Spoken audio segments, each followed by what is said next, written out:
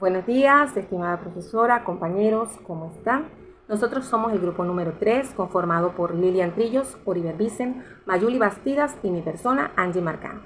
En esta ocasión le vamos a hablar acerca de lo que sería la reproducción humana, su fisiología y su anatomía. Y antes de comenzar a hablar acerca de todo esto, es necesario que comprendamos lo que significa la reproducción humana. La reproducción humana es un proceso natural, biológico, sexual de todos nosotros los Homo sapiens. Y esto existe para permitir la perpetuación y el mantenimiento de la vida de los seres humanos en este planeta. Nosotros necesitamos unirnos a través de gametos sexuales que tenemos cada uno de los seres vivos que habitamos aquí. Después de esto ocurre lo que sería que este individuo se desarrolle y se transforme en seres semejantes a sus progenitores. Y todo esto ocurre a través de un proceso maravilloso llamado meiosis.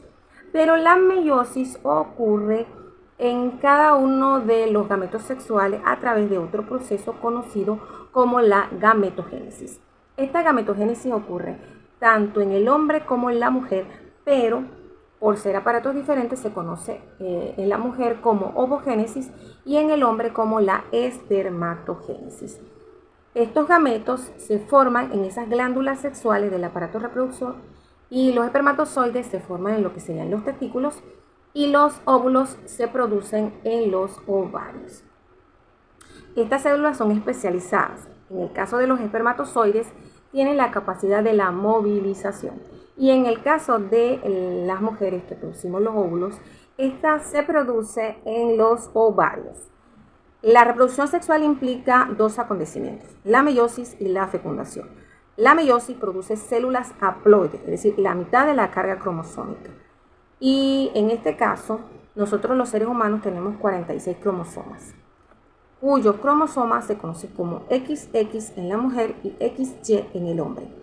Para que se pueda realizar el proceso es necesario que sea la mitad, es decir, que si un cromosoma X del espermatozoide se une con el óvulo que contiene X, X y X da o produce una niña, genera una niña, XX.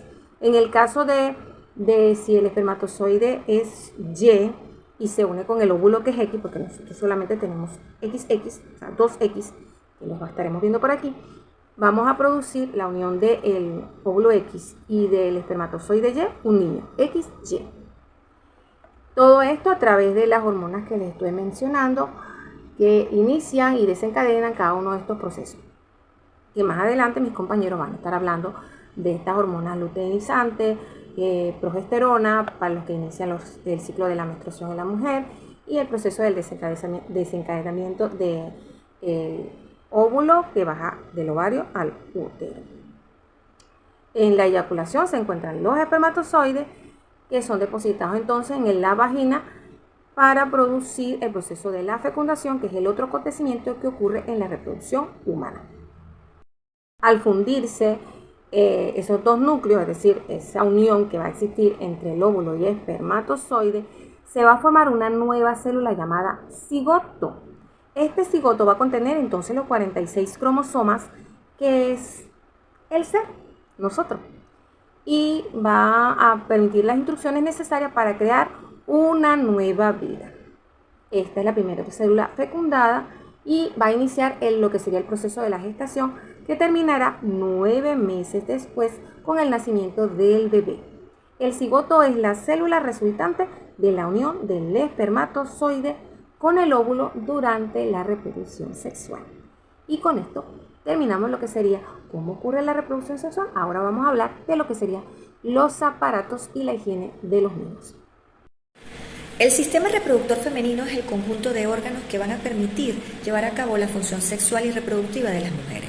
Está conformado por genitales externos e internos y también es el encargado de producir las hormonas sexuales femeninas responsables de los caracteres sexuales secundarios y de la producción de óvulos, que son las células sexuales femeninas. Los genitales externos están conformados por el monte de Venus, que es la zona de la vulva con vello púbico, los labios mayores, que son pliegues de tejidos relativamente voluminosos y carnosos que encierran y protegen el resto de los órganos genitales externos. Ahora, los labios menores se encuentran dentro de los labios mayores y rodean la abertura de la vagina y de la uretra. Este posee gran cantidad de vasos sanguíneos que confieren un color rosado. Durante la estimulación sexual, estos vasos sanguíneos se congestionan con sangre, provocando que los labios menores se hinchen y se vuelvan más sensibles a la estimulación. Ahora, el clítoris. Este se encuentra en la unión superior de los labios menores. Es una pequeña protuberancia que equivale al pene del varón. El clítoris es muy sensible a la estimulación sexual y puede experimentar una erección y así como el orgasmo. Ahora, el vestíbulo vulvar es la zona que queda rodeada por los labios menores, donde podemos observar la desembocadura de la uretra y del inicio de la vagina. El vestíbulo vulvar se hallan diferentes glándulas que contribuyen correctamente a la lubricación de la zona. Las más conocidas son las glándulas de Bartolino y las glándulas vestibulares. Genitales internos.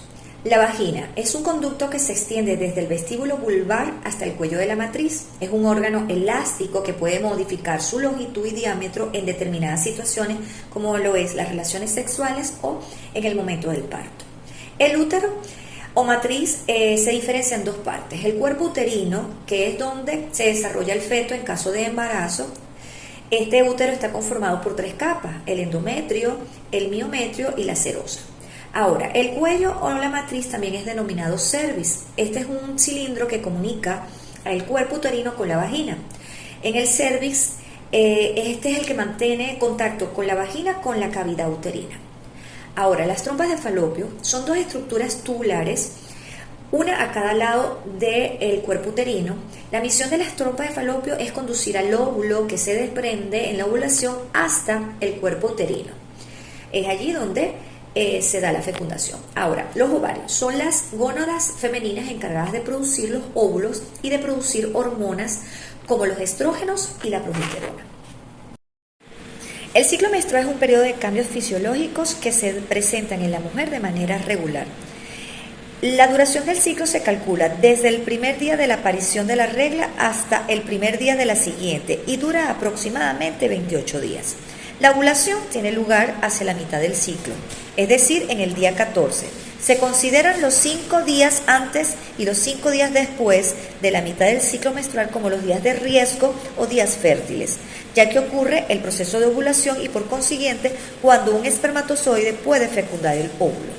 La menstruación es el fin del ciclo menstrual. Si se ha producido la fecundación, el útero está preparado para albergar el huevo o cigoto. Si la fecundación no ha ocurrido, la capa del endometrio se desprende produciendo un flujo de sangre denominado menstruación. Ahora, la higiene del aparato reproductivo. Esta es muy fundamental, por eso la higiene de los genitales externos es tan importante como la del resto del cuerpo. Las mujeres deben acudir al ginecólogo desde la primera menstruación. Es recomendable tomar duchas o baños regulares durante la menstruación. El exceso de limpieza vaginal puede ser contraproducente, ya que se destruye la flora vaginal, aumentando el riesgo de infección. Aunque los genitales externos tienen cierto olor, recordar que esos fuertes olores que provienen de la zona genital suelen denotar alguna infección. Y por último, durante las relaciones sexuales se debe utilizar los preservativos para evitar embarazos no deseados o infecciones de transmisión sexual. Buenas noches, estimados compañeros y profesora. Mi nombre es Oliver Vicen y voy a exponer con relación a la anatomía, fisiología e higiene del aparato reproductor masculino. Está formado por un conjunto de órganos y estructuras que intervienen en la función sexual y reproductiva. El órgano reproductor masculino está constituido por el pene, el escroto, los testículos, el epididismo y conductos deferentes.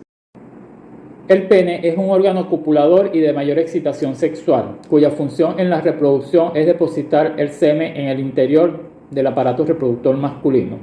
Internamente está formado por 2 cuerpos cavernosos, en su parte superior, que produce la erección, y un cuerpo esponjoso en la parte inferior que protege la porción de la uretra. Este último tramo del pene es el glande, popularmente conocido como la cabeza del pene, recubierto por una porción de piel llamado prepucio. El escroto Contiene y protege los testículos. Los testículos son dos y en su parte interior se encuentran los tubos seminíferos donde se forman los gametos masculinos o espermatozoides que se producen continuamente a partir de la pubertad.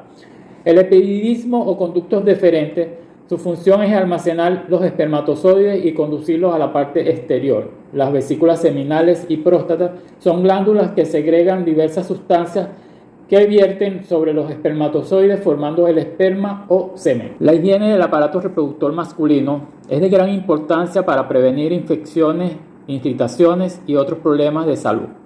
Los genitales masculinos están expuestos a una variedad de bacterias y microorganismos que pueden producir infecciones si no son eliminados de forma regular.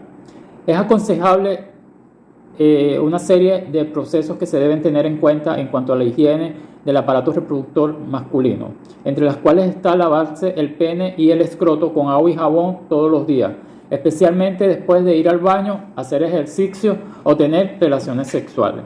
Retraer el prepucio para limpiar el glande, secar bien la zona genital después de cada lavada, usar ropa interior holgada y transpirable de algodón, evitar el uso de jabones perfumados, evitar compartir toallas o ropa interior con otras personas.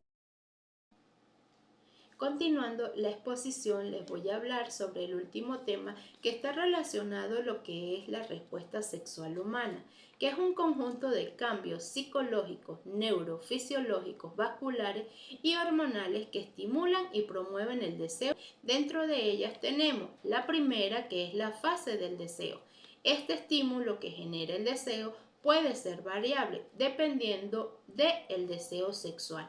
Este se puede dar a través del roce de piel, por medio de un perfume, una mirada, un tono de voz o una imaginación de pensamientos eróticos. Como segunda fase tenemos lo que es la excitación. Se dice que no es más que lo que tiene el cuerpo alrededor de un deseo donde se liberan las feromonas. En la mujer se agrandan los senos, se hincha levemente el clítoris y los labios inferiores de la vagina, mientras que en el hombre se elevan los testículos y se endurece su pene. La tercera fase es la meseta. Es donde la excitación se intensifica mediante la estimulación física en la zona endógena y la penetración. En la mujer aumenta la lubricación de la vagina y en el hombre se agrandan los testículos y se humedece el pene. En la cuarta fase tenemos lo que es el orgasmo. Es la liberación repentina de la tensión sexual acumulada durante la fase anterior. Esta está acompañada por la intensa sensación de placer en la mujer y en el hombre está acompañada por la eyaculación. La quinta fase tenemos lo que es la resolución, en donde el cuerpo recupera su estado de reposo y relajación. En el hombre puede haber un periodo refractario durante el cual no es posible tener un orgasmo, mientras que en la mujer teóricamente no hay un periodo refractario, lo que significa que puede tener múltiples orgasmos en un corto periodo de tiempo. La respuesta sexual es muy saludable, tanto desde el punto de vista físico como emocional, ya que ayuda a mejorar el sueño, eliminar el estrés, mejorar el estado físico y el envejecimiento, entre otros. La respuesta sexual humana es un tema relevante en el ámbito de la educación sexual integral. Su objetivo es proporcionar a los niños y jóvenes conocimientos y habilidades que le permitan tomar decisiones responsables sobre su sexualidad. Los docentes desempeñamos un papel importante en abordar la sexualidad en el aula, proporcionando una información precisa y segura, contribuyendo a la prevención de embarazos no planificados, enfermedades de transmisión sexual, entre otros. Finalmente, es importante destacar que la educación sexual debe ser impartida de manera adecuada a la edad y al nivel de desarrollo de estudio. Gracias por su atención.